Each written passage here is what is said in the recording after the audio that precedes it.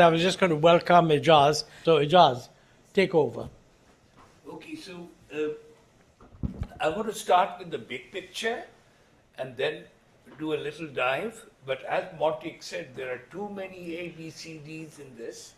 So my suggestion is take the PowerPoint and look at it, but we will devote a little more time to question answers and focus on the big headline.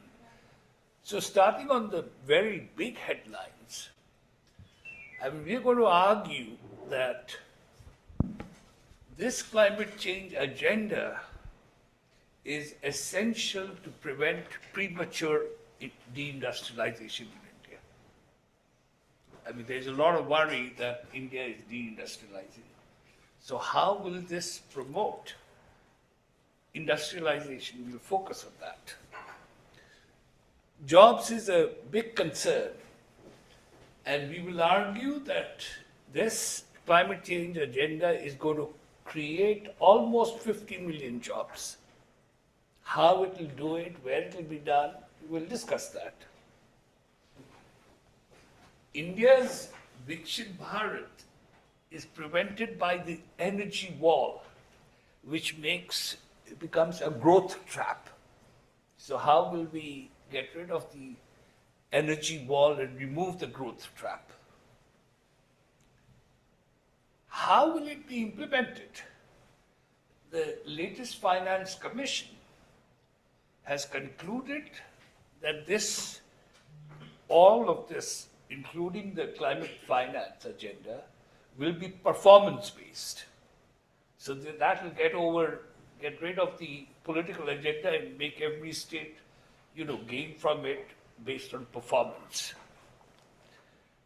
And the BOP, the balance of payment, it always creates problem, huge amount of imports, but having the indigenous energy agenda will get rid of the BOP.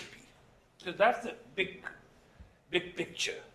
So let me run through very quickly so that we don't get into, this slide essentially says that, the inaction on the climate change is not free. It will be a massive tax on 1.4 billion people. Without a green resurrection, the energy wall becomes a growth trap that will prevent India, and there is no way India will be able to achieve Viksit Bharat without the green resurrection agenda.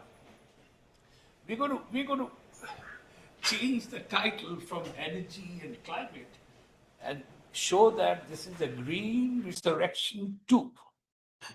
We recall the 1960s, the green revolution that happened.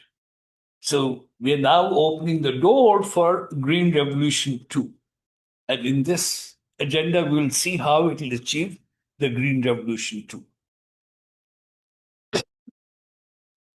Here, the fiscal and climate change agenda, we have already covered it. And, the key issue here is that the Finance Commission has announced a performance-based lending, so that will determine the fiscal agenda. The BOP agenda, again, we clarified it that, the stable balance of payment is not an abstract spreadsheet. It is the difference between affordable food and runaway climate. Ending the energy hemorrhage is the first step towards Viksit Bharat. So this is all, again, very clear to most people. One more thing is the climate challenge and food security. We cannot call India developed if our food supply is a derivative of global gas prices. The Green Revolution 2 is the only way to ensure that 1.4 billion people can eat without being taxed. And here, the reasons are very, the heat tax is a sustained temperature above 35 degrees Celsius during critical grain filling time, and this can create erratic problems, erratic monsoons, economic erosion. All of this will add to the food security problem. But if we address this through the Green Revolution too, we can avoid the food security problem by 2047. And here is the discussion on the climate and jobs agenda. India's growth has been led by the services sector. It has bypassed a lot of people. So there is concern about jobs. And a lot of jobs are concentrated largely in the leading regions, in the coastal areas. But in the heartland, my state, Bihar, UP, hasn't really made it, And we will show that the Green Revolution too is going to spread out the jobs everywhere. And it will create more jobs. There is concern that, the AI revolution and other technologies are going to reduce the jobs. How will this create more jobs? So it's going to be a big question. What we have shown, and there is a working paper available for those who want to see it, that this green revolution will create 48 million jobs. And the key drivers are the chemical-free agriculture and bio-inputs, which will create 7 million jobs, the agroforestry and sustainable forest management, 4.7 million jobs. So the bioeconomy and nature-based solutions will create in total 23 million jobs. The energy transition will create 16 million jobs. And the circular economy, which is the waste management, will create 8.4 million jobs. Decarbonization is the ultimate missing middle solution. It creates a spectrum of work from green hydrogen to the form gate hub, and it spreads out across. And the details for this is available in the working paper. But we need to challenge some of these numbers. So we will do that. Once we present the big picture, we'll try and open up each of these big ideas, whether they're valid or not. So bioeconomy, 23 million jobs. I'm going to skip it. These are the details about the creation of the 23 million jobs. This is the energy transition, which will create 16 million jobs. How it will be done, what will be the case, it's all detailed there. The circular economy is the waste management, and this will create almost more than 8 million jobs. And this is again discussed in detail here, but I want to move up to the other more important issues. Above all, these are not just pure jobs creation. They're going to create high productivity jobs. And total factor productivity is going to go up with these jobs. And they will be largely formal and more gender inclusive. The details are here, so we can look it up in the PowerPoint. How is India doing with the Green Revolution too, compared to China and USA? See, India is not following a global trend. It is defining a new green development frontier. Unlike the 20th century industrial power, India is the first 1.4 billion person nation attempting to reach developed status by bypassing traditional high carbon industrial cycle. So let's now break this up and compare it with China. India versus China is a reflection of decentralization versus command. China is the world's leading manufacturer of green technology, but built on a highly centralized, capital-intensive, heavy model. China's energy projects to peak in 2030, but its transition remains top-down. India is focused on scale-neutral and distributed energy. And India has already reached 50% non-fossil milestone way before the Paris Agreement. Other countries haven't really beaten the Paris target yet. The transition in USA is post-industrial, high carbon. And unlike USA, India is avoiding the Rust Belt like USA has. And, it's promoting greenfield jobs. So India has a very unique advantage, on, moving ahead with growth and equity. India's model is the only one in G20 that successfully integrates bioeconomy and circular urban economy. India is not catching up with the West. We are building a model that the West will eventually have to adopt, an economy where growth is fueled by distributed sovereignty rather than centralized extraction. Now, this should provoke some comments, so we will move on to the other. This is about how India is going to move from internal combustion engine to electric vehicles. The details are here, but let's skip over and move to the next slide. This is about wealth from waste. This is a big achievement here for the 1.4 billion people. Urban mining is the end of the mineral dependency. By 2047, the minerals recovered from our own waste will be the sovereign bank that fuels our 100 industrial clusters, ensuring that the road to Viksit Bharat is built on Indian resources. We'll go through this later on in greater depth, but let's move on. A key thing about every revolution that happens, some states take off, other states are left behind. So we have the leading regions and lagging. But not this time. Here, the growth will be shared. And the reason behind it is that every village, every rundown ghettos will have a digital address, and it is mapped into the formal identity.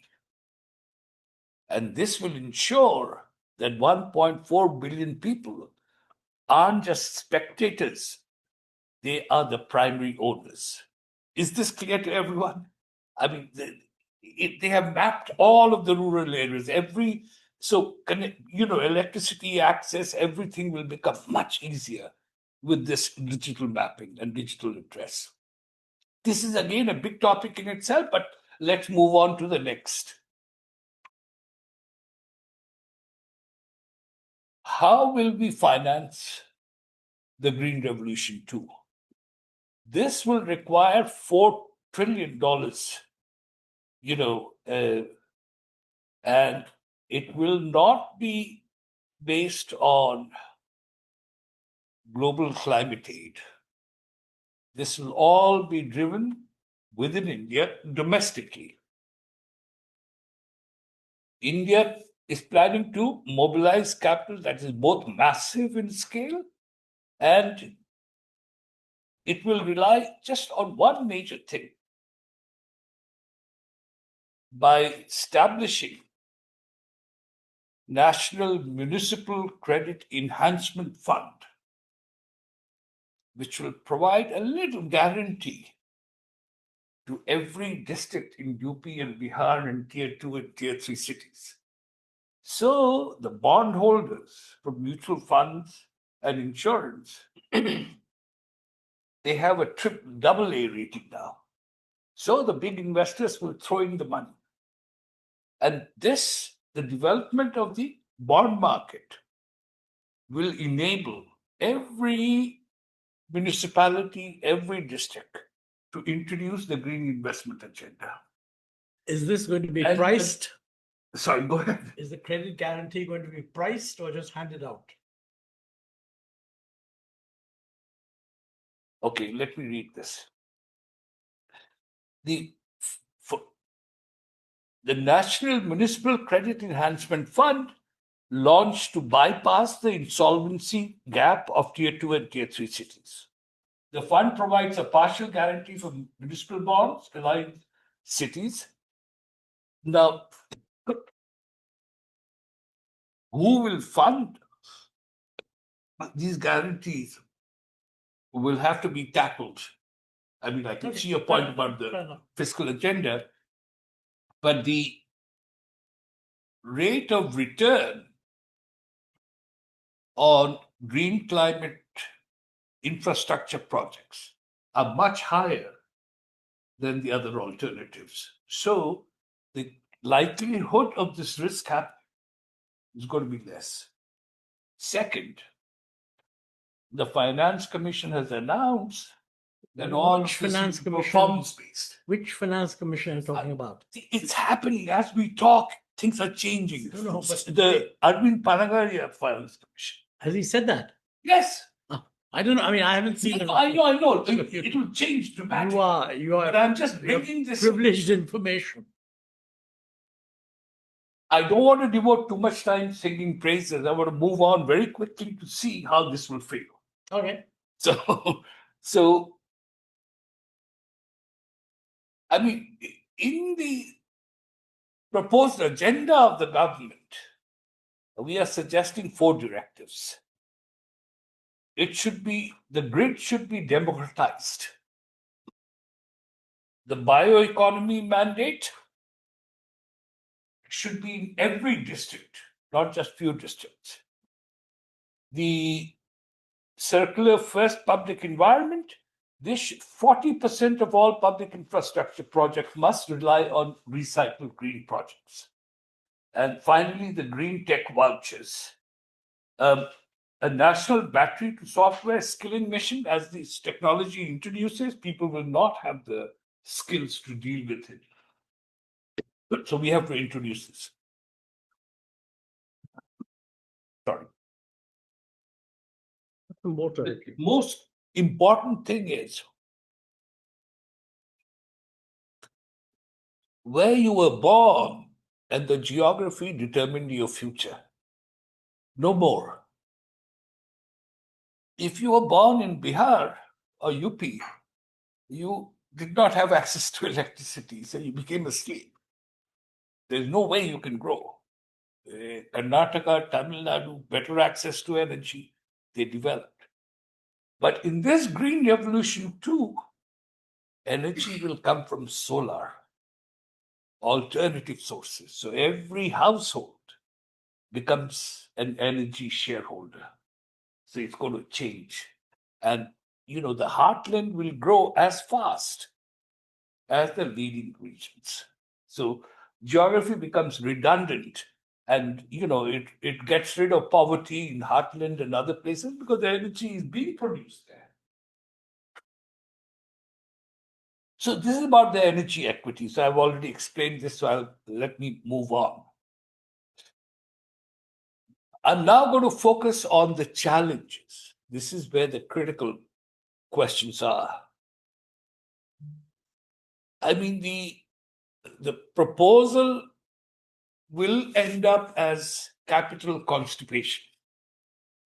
I mean, there's going to be buy and hold by large insurers and provident funds.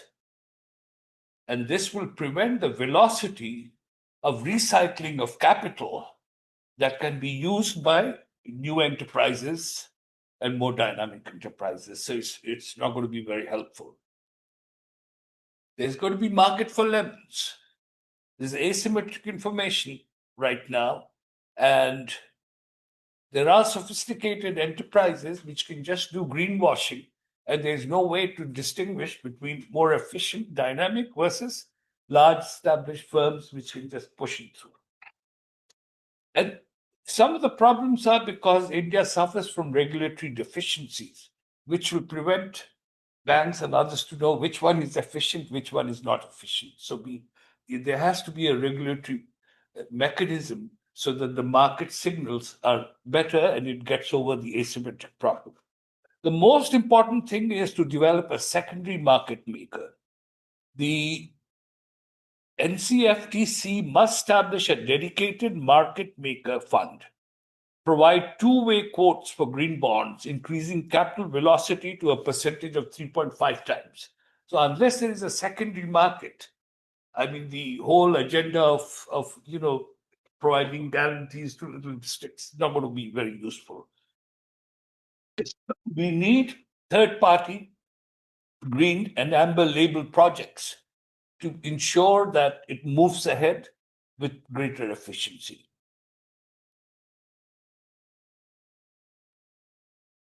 India will face huge taxes in future on its exports because the global and EU and USA are going to put 10% tax if you don't have green energy carbon prevention.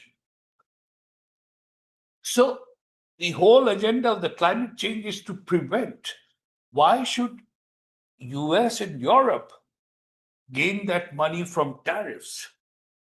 Why can't that money be put inside and prevent the exporters from paying the tariff to abroad? But in order for this to work, the carbon pricing has to work well. There is concern that there will be a surplus tap, ineffective price signals, and there is a risk that enterprises may face double taxation. They pay a tax inside, but which US and Europe can consider as inefficient, and then they will put the tariff on top. So this can create a huge problem.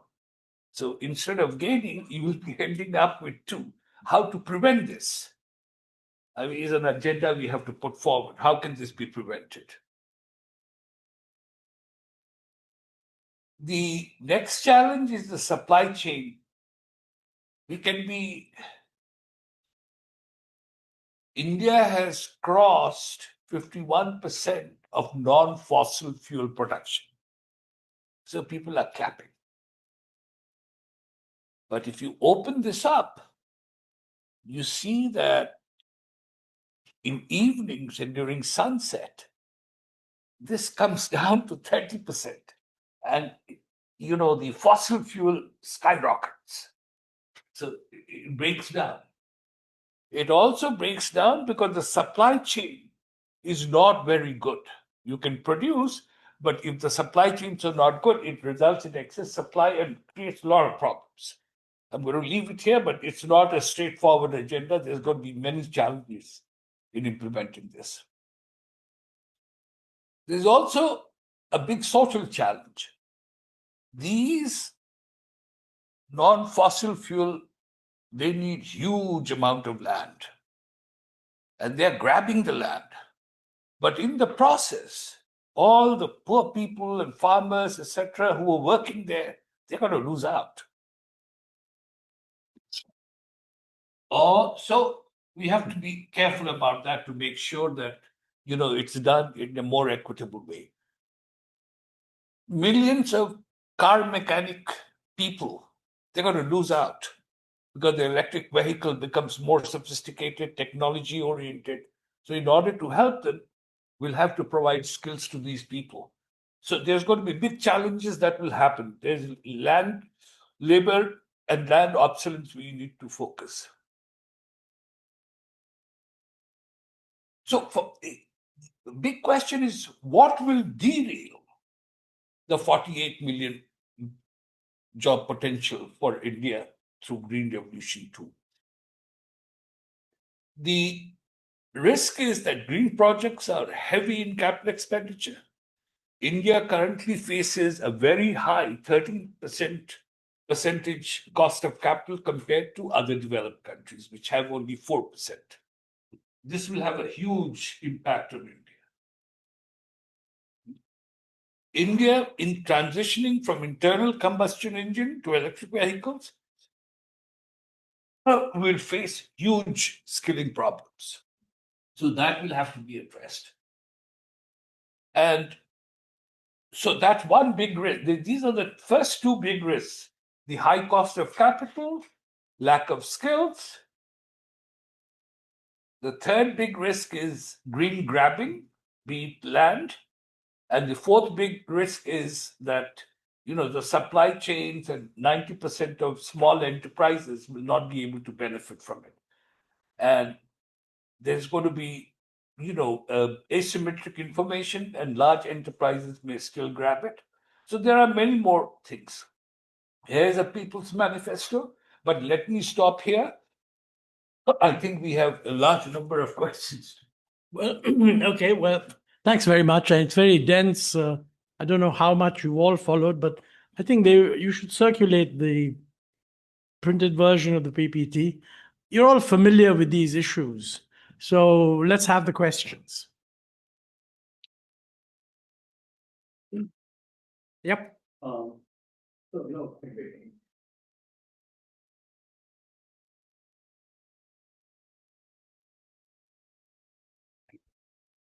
Swagat Bhattacharya, just wonderful presentation, very, very dense, as Aluwalia mentioned.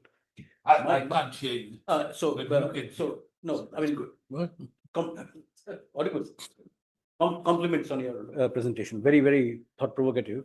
My basic question is, isn't there a basic tension between India's development goals towards Viksit Bharat and the green agenda? Our per capita energy consumption is probably lower than that of emerging, forget about OECD standards, it's much lower than even middle income countries per capita. So if we begin to move towards a higher income, higher middle income, forget about OECD standards, the amount of energy that will need to be consumed, can that be actually be provided by the green renewables, other green energy mechanisms?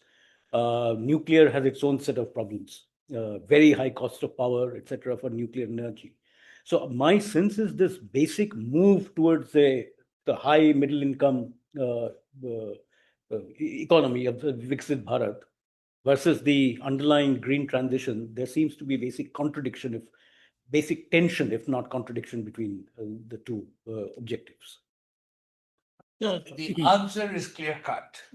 The research and findings from technology and other things is yes, it can. But it may not meet because of implementation and many other things. The solar energy and the waste, they can produce huge amount of energy. But for that, you need the investment, you need the technology, and you need a framework to achieve that. And that will also reduce, the carbon emissions. So India is probably the first country which is trying to become a developed country without going through the industrialization carbon rust belt route. There is no other country which has followed this path. So your question is valid, and we should always face this question. But we should not close the door. I think there are many options, but there are many challenges. I think the key, you raised in many ways a critical question. I think there are two things you should all consider. One is that there's no doubt that, not combating climate change, we're going to face any number of disasters. What he didn't point out is that we cannot combat climate change. Climate change is going to happen depending on what the world does. So while I'm in favor of us doing a whole lot of things, and the state of the international consensus right now is just pathetic. And I don't have to go into it. So whether there's climate change or not is not going to depend on India. But my personal view, and I've written about this and I'm writing about it still, we should still take a bet that somehow the rest of the world, although it looks completely crazy right now, maybe in a year or two, will come around to a recognition that, we better get together and do something. Issue on solar, there's no doubt that solar energy is there. But as you say, it's there between 8 a.m. and 6 p.m. or 5 p.m. And the demand is much flatter. So therefore, it's not enough to say that solar energy has become cheap. You've got to be able to have batteries that will actually store the thing, or pumped hydro. And when you add the cost of that, now I know that opinion varies here. A lot of people say that the bids which SECI has got for the stable supply are actually better than new coal, which is wonderful. But it's not very clear to me that that is really true, because these bids are for 80% reliability. So, if you meet 80% of the need, then you meet it. But I mean, if you're managing the grid, you want to you want to get much closer. And that means more batteries, etc.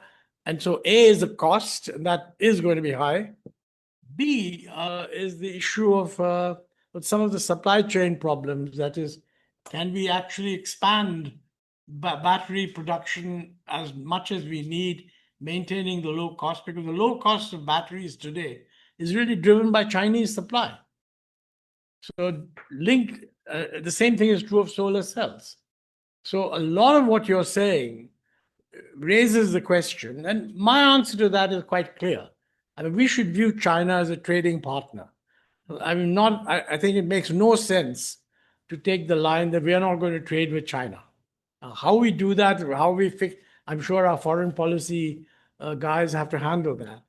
But at the moment, the cost comparison is not straightforward. Otherwise, it's a no-brainer. Obviously, we should go. I think there's one other point you need to consider. You talk about all these jobs. Now, these jobs are coming because of a structural change. The structural change is we're going to do new things. You're counting those jobs. You're not counting the jobs being lost by the old things we're not going to do. So, I mean, yes, there'll be lots and lots of need for guys to produce the solar stuff.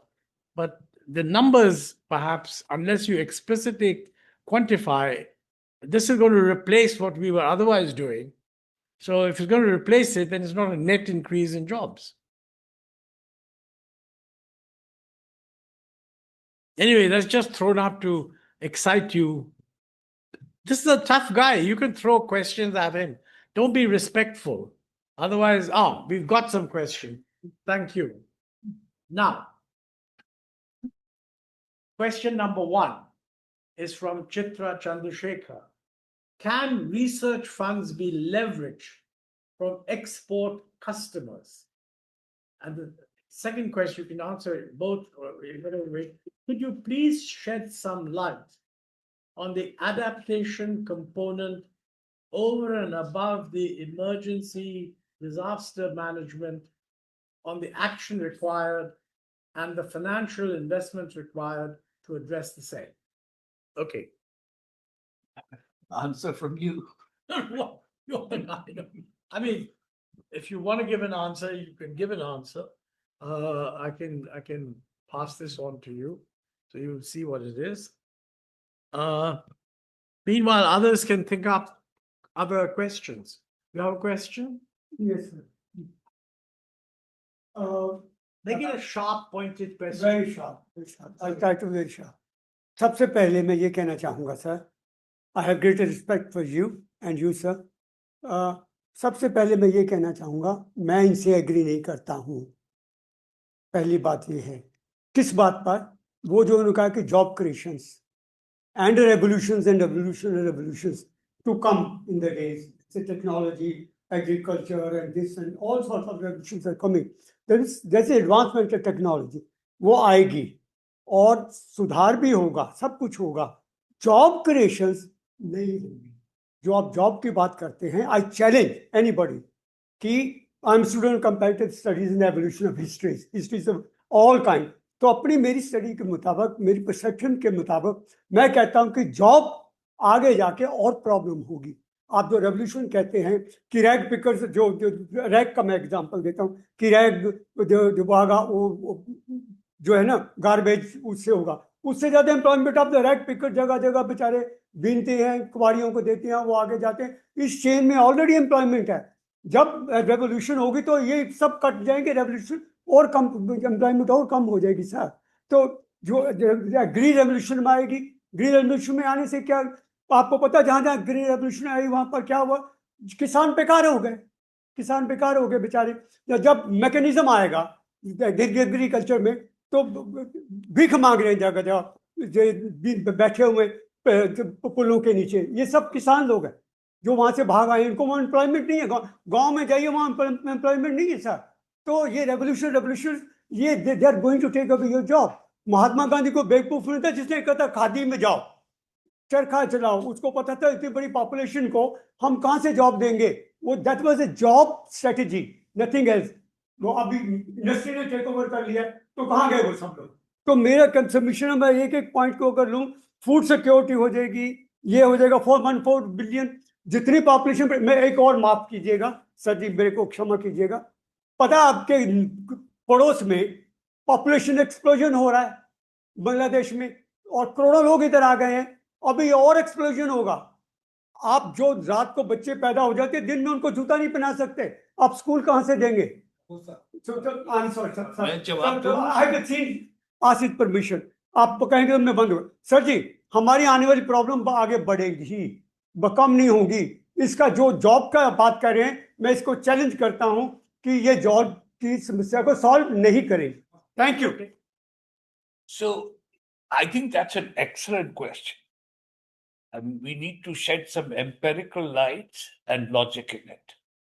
So when we compare the large enterprises based on fossil fuel energy production and how many jobs they're creating versus the non-fossil fuel enterprises which are cropping up, Gujarat is number one. I mean, this is amazing. Cannot, they're taking off. But number of jobs being created by fossil fuel energy going down. They're shedding labor. And all the new jobs are coming from the non-fossil production. But let's expand this agenda even more. If energy distribution is more equitable, if the small village in UP and Bihar has electricity at their home, it's going to help with huge productivity increase in agriculture. It will free up, enable women to join the formal labor force. A large number of people who collect waste, I saw many of them. This has all been formalized. All the waste they collect, they are paid, and that waste is used to produce energy. So it's being formal. So your concerns are valid, but there are some, green light that's coming which says, it'll be better, but there are too many challenges. The focus here is how will Finance Commission go wrong, or how will the Municipal Council Guarantee Scheme go wrong? How can they be made more equitable? So some of the questions that are being raised, I think, will help them to improve the agenda.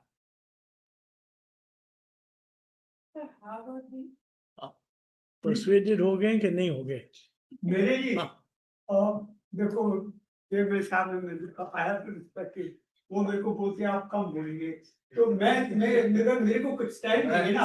आपने कहा आप थोड़ी देर wait कर लो, फिर will come back to नहीं, तुझे मैंने क्या come up with that's the only he's a tough guy, he can take it. I mean, how to speak, but sir I will take a stand for as a critic or to contribute to the discussion कि मैं उल्टा ही जाऊंगा। Okay, मैंने फैसला किया कि मैं उल्टा चलूं।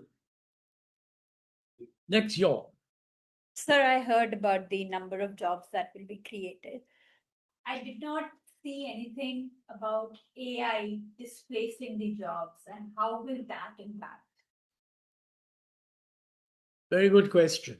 Mind you, it's unconnected. It's not connected with the greening of the economy, but it is connected with the larger framework within which there's going to be job creation or not. You want to answer that? I'll give you a big picture on this. AI is a global phenomenon. AI is overcoming labor scarcity in Europe and USA, though they don't have people. India is facing a different problem. Skilling. Doesn't have the skills. So if you build the skills, the AI and skilling becomes a winning force. It is going to, I think, Gurgaon, 50% of these jobs on outsourcing and other things will be wiped out. But India has already moved ahead in converting them into global capability centers. So the large corporations Scale are is sending out scale is not the same. The scale of the coding is huge. What has happened on global capability centers is impressive, 2,000 of them. But the scale of employment is not the same. yeah, I mean, there will be a Well, yeah, challenge. I think the point she's raised is, in my view, very critical. And I mean, those of you who use ChatGPT and what have you in order to do the work which research assistants used to do earlier know very well that any person who's engaged in productive work now needs less human research assistants, the less jobs of that kind. And There's one more answer to that. universally true. People with skills working here in Gurgaon, using computers, they are going to lose their jobs because all of this will be done. But physical and manual labor people, they will remain strong and become even stronger. So, I mean, it's going to move in different directions. Hopefully, India will become the care economy for the world, where you use human labor, I mean, AI cannot take over that. I think of agriculture as the backbone of the country, which still is. It's still then farming will also be transformed because of AI. So how do we see impact of that from A, easing the workload of farmer, but then B, also impacting the livelihoods? What, on the same subject, you want to add? More direct connection between AI and After transition. pitch in at this point. AI is incredibly energy. Yeah, data centers. Not just data center, whole compute, machine servers. Those are incredibly water and energy intensive. So that's the direct connection. I don't know about your question.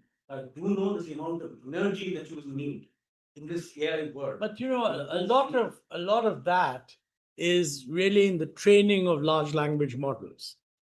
If you're working with an existing large language model and doing what Nandan Nilekani calls a bit of a wraparound in order to make the existing model useful for you, then you're not incurring this huge expense. Yes. And I'm making the assumption that at least for some time, we are not going to be, although very often our political leaders want to say, we want to be Vishwa gurus in this also. That's fine as a political thing. But to my mind, what is important for India is to use in fact, President Xi has said exactly that. He said, it's all right, DeepSeek and all that, but please increase the use of AI to increase productivity in the shop floor. That's what we need to do. But when we do that, some jobs will get, low-skilled jobs will go. And that partially offsets the BOP advantage that you are talking about. Because then we are dependent on them rather than oil. Data, the foundational models are the new oil. But there the amount is small. I mean, we'll be dependent on them, we save much more because we are completely dependent on oil. Anyway, those are, you need a quantitative model to work all these things out, and maybe you guys are working on that. Let's throw out for more questions. Yep. Read out the question. Oh, it's here, is it? Hang on. Who's going to speak? Is it okay? if Hello? you start? You can hear. Yes. Yep. Hello, can you hear me? Yes, you're very audible. Good afternoon. Ijaz, very pleased to hear you talk about this big, expansive agenda. I have two questions. About finance, you said that all the finance will come from domestic bond market, and even tier 2 and tier 3 cities would be able to raise resources through bonds. But looking at the past performance, in the last 30 years, in spite of tremendous advocacy for bond as a financing tool, only 16 cities have gone to the bond market, and these are better off cities like Bangalore, Ahmedabad, Pune, Coimbatore, Surat, and Chennai. So, what makes you so sure that in the next 30 years, even smaller tier 2 and tier 3 cities who just about financially scrape through at the moment would be able to access bond market? This is my first question. Second question is about your overall agenda. It seems very utopian. I wish it were true and we would become a developed country. So I am asking you, who is buying your agenda, who are in the power? And how are you ensuring and convincing them to follow compliance? So, who is buying your agenda? How are you ensuring compliance? Thank you. Pushpa, this is a question which bothers me every minute. If we look at which are the states which have benefited so far from the solar energy green revolution, nothing in Bihar, nothing in UP. Gujarat has made the biggest progress. So there is a risk that the green revolution too may lead to further diversion between leading and lagging regions. The second biggest concern that I carry, and this is trying to answer the equity question, the government through Finance Commission has announced that all federal financing to the states will be based on performance. I must correct you on this. It has been announced, but let me proceed No, further. has the government said anything? And They if have. So what? Because They I'm have. not aware of this. The Panagari, the Finance Commission, just do the Google that will say. The issue is Bihar and UP who have no performance are going to get no more central funds. So Pushpa, your question I is understand valid. that, but I just want to factually correct you in the sense I may be wrong. My understanding is that the Finance Commission report, which good old Arvind has submitted, is signed, sealed, and delivered, but hasn't been open for public. Right? So I'm not aware of any newspaper that knows exactly what he said. I agree with what you're saying that you should make central grants more performance oriented. But, politically, this will be greatly applauded in the South and terribly hated in the North. So exactly what the government will do, I don't know. It's a tough job. But Montek, you are right. I think the policy reform agenda goes through many layers. In December, in 2025, the government, the Finance Commission, and all of them have already adopted these things, but they have to go through Parliament and implementation. What is your basis of But saying we are really focusing on how the future will be impacted by What this. is your basis for saying they've adopted it? Because the Finance Commission report has said that it's. Has anyone seen it? Google it and you'll get it. All right. No. Continue and I'll Google it. Sorry. You can't get away like that. Next question. There's a question here from Kasturi S. Vijayashekhar.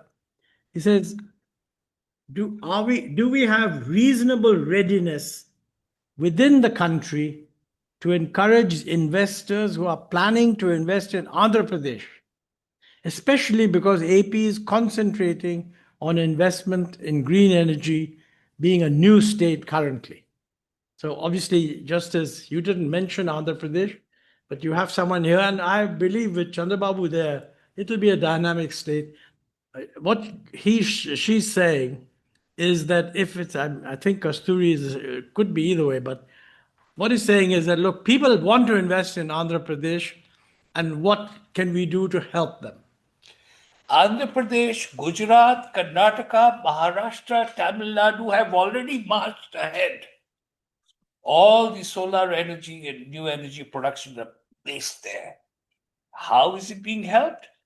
I think the National Municipal Finance Commission is ready to provide guarantees to the municipalities so that the private investors can come in, including the global investment funds, global pension funds, if they find that they have a AA rating.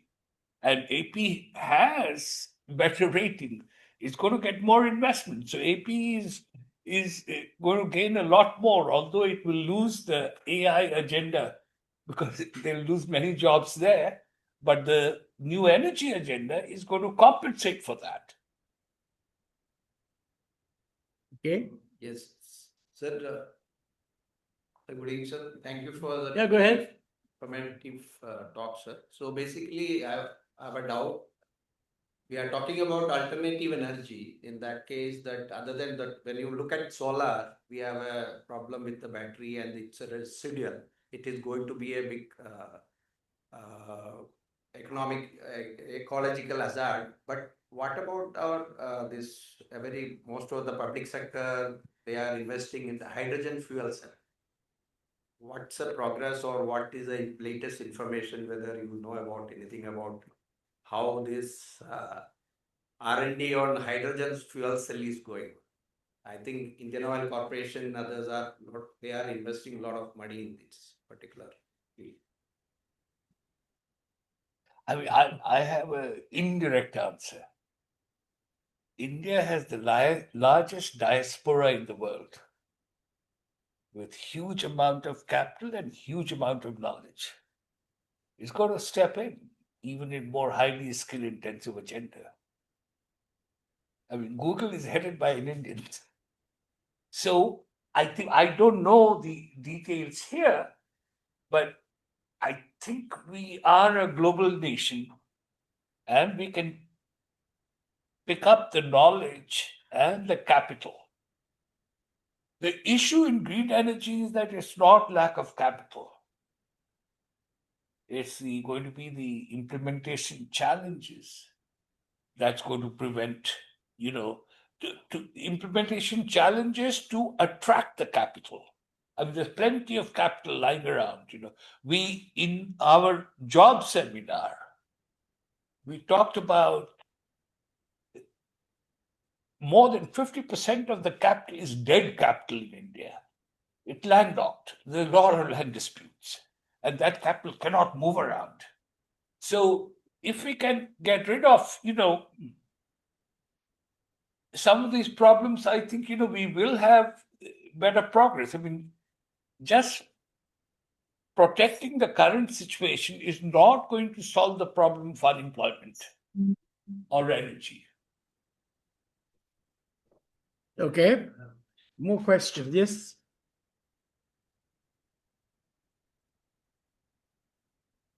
You next.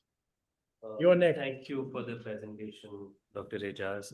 My name is Gurkirat. I'm a Can you speak a researcher. little louder? My name is Gurkirat. I'm a researcher at the Center for Policy Research. You repeatedly emphasized during the course of your presentation that India is one of those countries which bypassed traditional carbon-based manufacturing. And I'm interpreting that somehow gives us a competitive edge over other countries with similar scale. But increasingly, statements being made by the political elites of this country seem to have sort of renewed interest in a sort of an industrialization, which may as well be considered delayed industrialization, thanks to how Tamil Nadu is performing. So how do you, reconcile Dr. Jaishankar saying that, manufacturing is now a sovereignty requirement with what you have sort of laid it out here? No, you're an important. I'm not familiar with the political agenda, so I wouldn't be able to. I mean, the issue is that there is concern of premature deindustrialization, right? I mean, because the manufacturing sector just contributes 16% to the GDP. So India is an exception.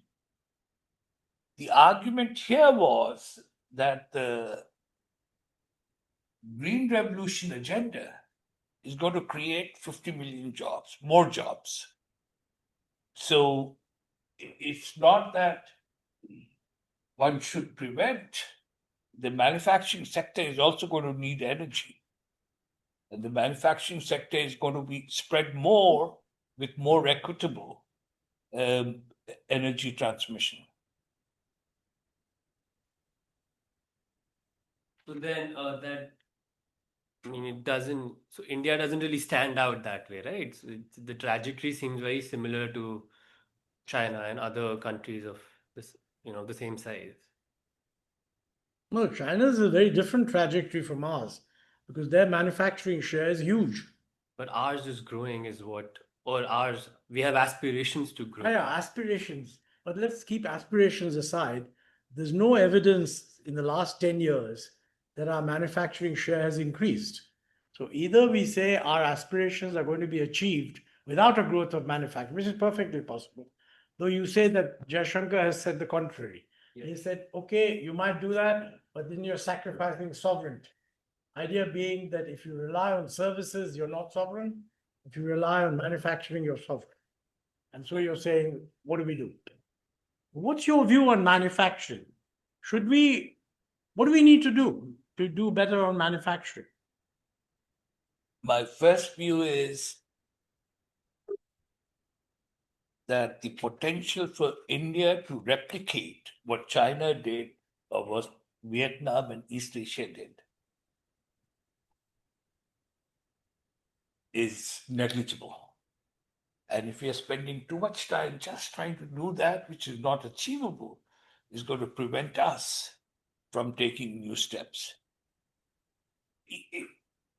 Second, manufacturing and services are not substitutes, they're complements.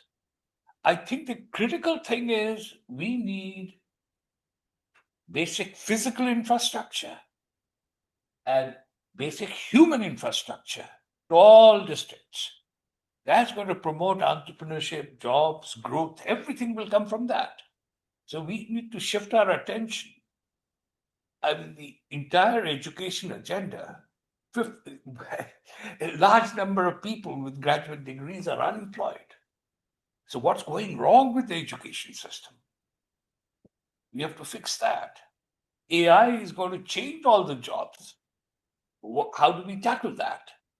But so I think, these are more important questions to tackle than, why is India not doing what China has done? I mean, good question, but unlikely to be achieved in the current situation. India has missed that opportunity.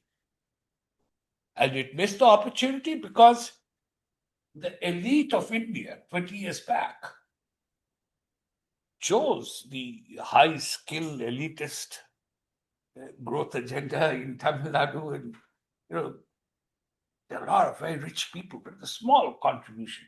I mean, the high-skilled services sector contributes the largest proportion to the GDP, but it accounts for a very low share of employment. So you've been left with this, but the time has been missed. You had a question, I think. Yeah. Thank you so much. It was definitely a food for thought to listen to the detailed agenda. So I'm Kushi and I'm working with a project with LSE. We are evaluating aspirational district programs. And one of the major themes of your agenda is regional equity and how this would the solar energy, for instance, or the municipal bonds, for instance, how they would promote regional equity in development and in green energy generation, green economy. But one of the main findings of our studies in ADP is basically it's relying on a big assumption that governance is smooth, that governance is shifting its budget priorities, its administrative carrot and sticks approach, or in accordance to achieve these goals. And in our analysis, it's not happening. So when we are talking about relying on municipalities as one of the major sources of fundings, or relying on solar energies as more equitable sources, we should also think more about governance and how administrative efficiency would play out here. because then it would not be actually equitable if you think about it. I agree. I think, hopefully the AI will help to improve the administrative efficiency. I think they are going to announce that no more Inspector Raj. It's going to become, more through AI. You're not going to be suspected. It's just going to be a check and automatic approval. The second is the legal. It takes 5 years to do the legal dispute system here, and all the capital is locked. So they're going to introduce the AI is also going to help to shorten the legal battle agenda. So governance is critical. Somehow the reform agenda is moving ahead and more needs to be done, and its implementation is going to be critical. So without the governance improvement and getting rid of corruption through AI, we will not be able to achieve equity. Jobs are created by new enterprises, and the number of new enterprises being established has been too slow in India. If we can promote entrepreneurship, they will create more jobs. Large established enterprises do not create jobs. It's the new young enterprises less than 5 years old, they are the ones who create jobs. Put the same thing in a more provocative way. Because the trouble, when you put it that way, nobody can disagree. And say if you were talking to the minister for whatever it is, he said, "Haan, bilkul theek hai." But if you put it in a provocative way, the answer is, first, a lot of what you call MSMEs should be subjected to Schumpeterian creative destruction. Are you willing to say that? Yeah, of course. You are, but do people realize it? Because actually what will happen is if you had a lot of new people, and I agree with you what you said, it's the new people who create the job. They are not able to get enough capital to scale up. If they got the capital to scale up, for each new guy who scale up, 10 of the existing fellows should go out of the market, which is fine. But the trouble is, we're not really willing to accept that. They don't have access to capital. I think, the biggest problem is the factor market distortion. Every enterprise needs land, labor, and capital. Without that, an enterprise cannot function. What I mean is, the most distorted factor market is land. Large, well-established enterprises which are not as efficient grab more land, and the bank gives them the money because the collateral of land is there. The SMEs and those who have not inherited any wealth, they do not have land. no, The banks are not going to give them any money because you don't have the collateral. But tell me, if that is true, and I happen to agree with you, would you agree with the proposition that the center has nothing to do with this? This is what the state government should do. Land is a state subject. The new agenda of the reform which may not be formal is that they're going to switch over and use the AI tool to force the banks not to rely on collateral, but to rely more on performance. So every SME, you look at that will be political interference in the public sector banks. That's not the solution. In my view, the solution is, if you said land is a highly distorted market. Why doesn't the central government just give out a speech that A, we agree with this, and B, since land is a state subject, we encourage all chief ministers to make whatever changes they want in the land regulations, and the center will not oppose it. That's it. Then if no chief minister wants to do it, then we're happy with what we are.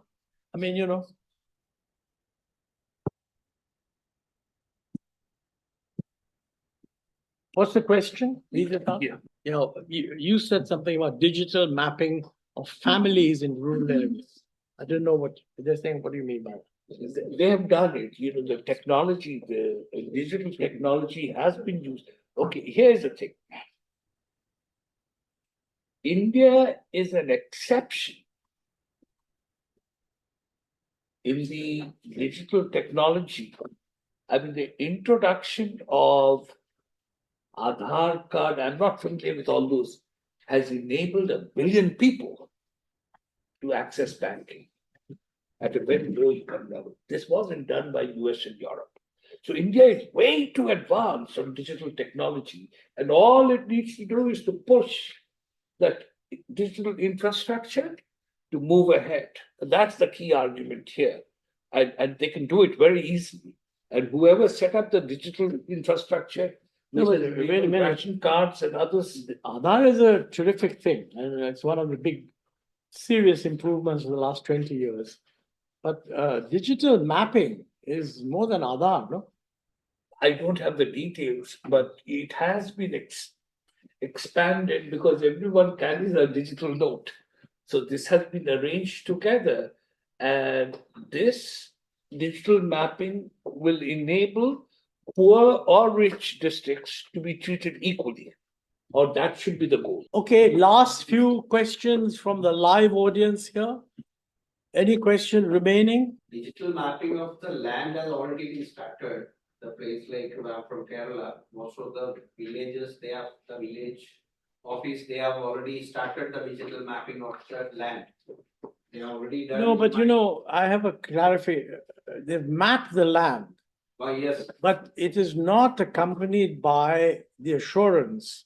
I forget what the phrase is, that the land now belongs to X, and if you buy it from X, there will be no questions, because although it's mapped in the person's name, yes, it's not an assurance that when you buy it from him, that somebody else can't claim that, "Arey, this was my land."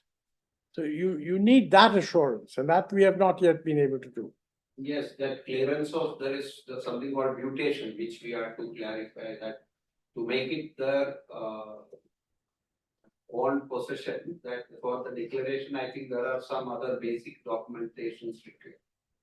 Well, it's not a documentation. Normally what happens, I forget the phrase now. What happens is that the government says, look, this land is owned by this person, we've announced everything. And if that is not challenged, then the government says from now onwards, if somebody buys this land from this person, then that sale is valid. And if somebody thinks that he's been cheated, they have to come to the state to ask for whether their claim that they were cheated is right or not. That we have not done. So I think it's good that the digital mapping is there, but digital mapping does not prevent you from doing a title search.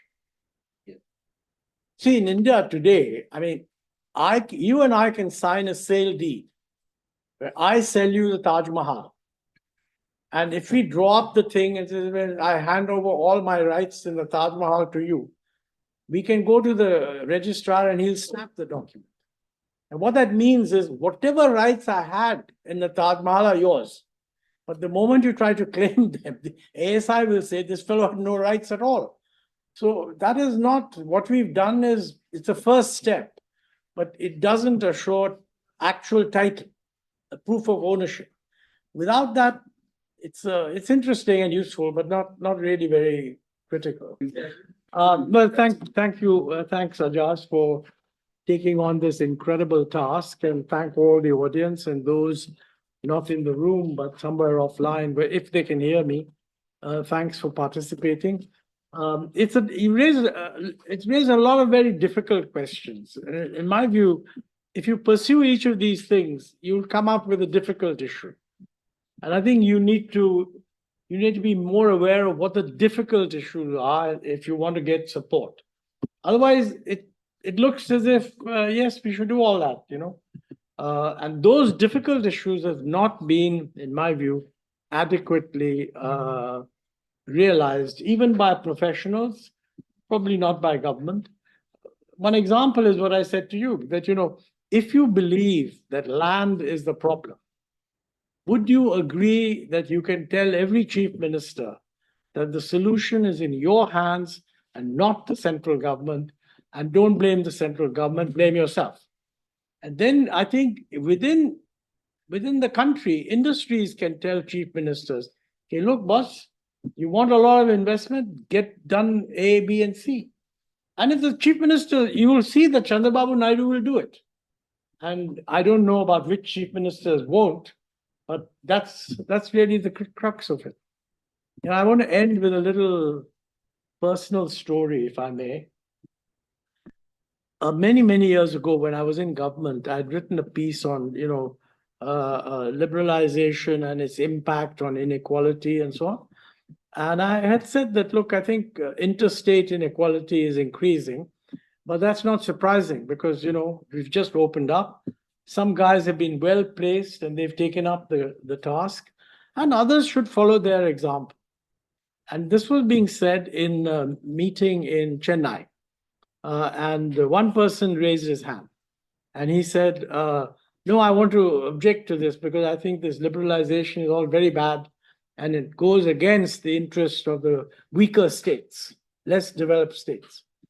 And Mursali Maran was in the audience at the time. This was during Vajpayee government, and Mursali Maran was a minister. And Mursali Maran said, there are no backward states in India.